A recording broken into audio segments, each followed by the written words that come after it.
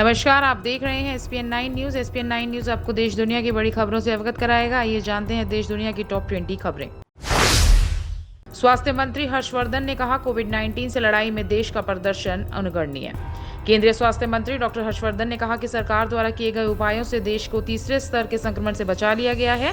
कोविड-19 संक्रमण से निपटने में देश का प्रदर्शन उल्लेखनीय रहा। कांग्रेस द्वारा रेल किराया दिए जाने पर एक्ट्रेस ऋचा चड्ढा ने कहा, हमारे टैक्स का क्या हुआ। कांग्रेस अंतरिम अध्यक्ष सोनिया गांधी द्वारा किए गए ऐलान प्रवासी मजदूरों की घर वापसी का ट्रेन किराया वहन किए जाने को लेकर ऋचा चड्ढा ने कहा, विपक्ष को पैसा देना क्यों पड़ रहा, हमारे टैक्स और डोनेशन का क्या हुआ। उपराष्ट्रपति वेंकैया नायडू ने रामायण को लेकर किया ट्वीट। उपराष्ट्रपति वेंकैया नायडू ने कहा कि भारतीय महाकाव्यों पर आधारित 80 के दशक के लोकप्रिय धारावाहिकों का दूरदर्शन पर प्रसारण सराहनीय है और रामायण दुनिया का सबसे ज्यादा देखे जाने वाला कार्यक्रम बन गया है। सीएम अरविंद केजरीवाल ने दिल्ली में सभी सरकारी कार्यालयों को खोलने की दी अनुमति। मुख्यमंत्री अरविंद केजरीवाल ने दिल्ली सचिवालय में कैबिनेट बैठक की। कहा, आवश्यक सेवाओं से जुड़े कार्यालयों में सभी कर्मचारियों को आना होगा। वहीं गैर आवश्यक सेवाओं से जुड़े कार्यालयों में 33% कर्मचारियों को अनुमति। ऋषि कपूर को दामाद ने अंतिम विदाई दी। कहा, अलविदा कह पाना मुश्किल। ऋषि कपूर के दामाद भरत ने कहा, मैं अपने आप को खुशकिस्मत मानता हूं कि मेरे अंदर आपके लिए कुछ है जिसकी वजह से आपको अलविदा कहना मुश्किल है। यादों के लिए शुक्रिया। विदेशों में फंसे भारतीयों को वापस लाने की सरकार ने दी अनुमति। भारत सरकार विदेशों में फंसे भारतीयों को वापस लाने के लिए यात्रा की व्यवस्था हवाई जहाज व नौसेना के जहाजों द्वारा की जाएगी। ये यात्राएं 7 मई से चरणबद्ध तरीके से शुरू होंगी।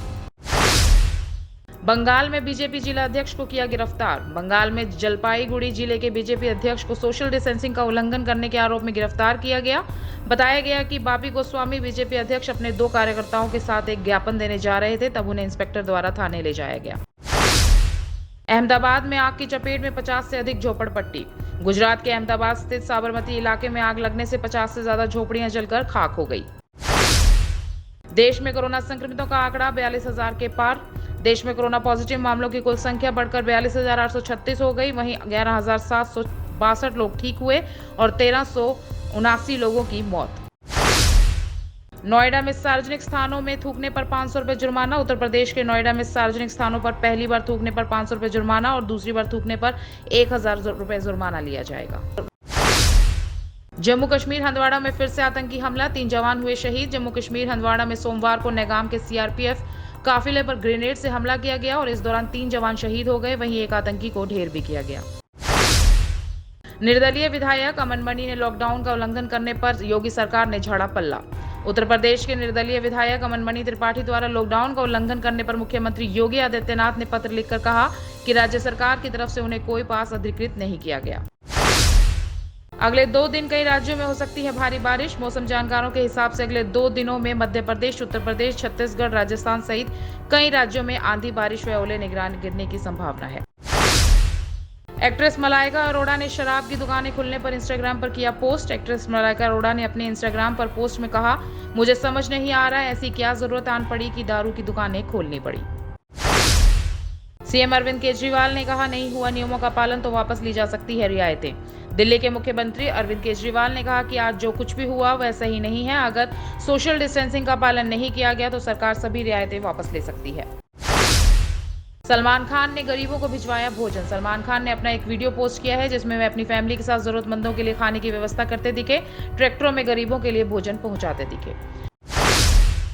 इंस्टाग्राम पर आपत्तिजनक ग्रुप को लेकर पुलिस सक्रिय है। इंस्टाग्राम पर #BoysLockerRoom नाम से एक ग्रुप बनाकर लड़कियों को लेकर अश्लील चैट कर रहे थे तथा आपत्तिजनक फोटो शेयर करते और धमकी देते दिखे।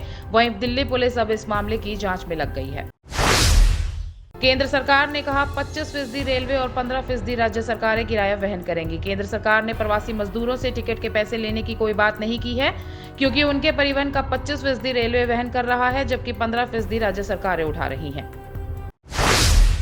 24 घंटे में 1,074 लोग ठीक हुए। Recovery rate 27.52%। स्वास्थ्य मंत्रालय के संयुक्त सचिव लव अग्रवाल ने कोरोना वायरस को लेकर जानकारी देते हुए बताया कि 24 घंटे में 1,074 लोग ठीक हुए। वहीं रिकवरी रेट 27.52% पहुंच गया है जो अब तक का सबसे अधिक है। आमिर खान ने आटा में पैसा छुपाकर बांटने की बात को नकारा। बॉलीवुड अभिनेता ने ट्वीट में कहा, गाइस मैं वो इंसान नहीं हूं जिसने आटे में पैसे रखे थे। यह पूरी तरह खबर या तो झूठ है या फिर रॉबिन हुड खुद इस बात का खुलासा नहीं करना चाहते। धन्यवाद।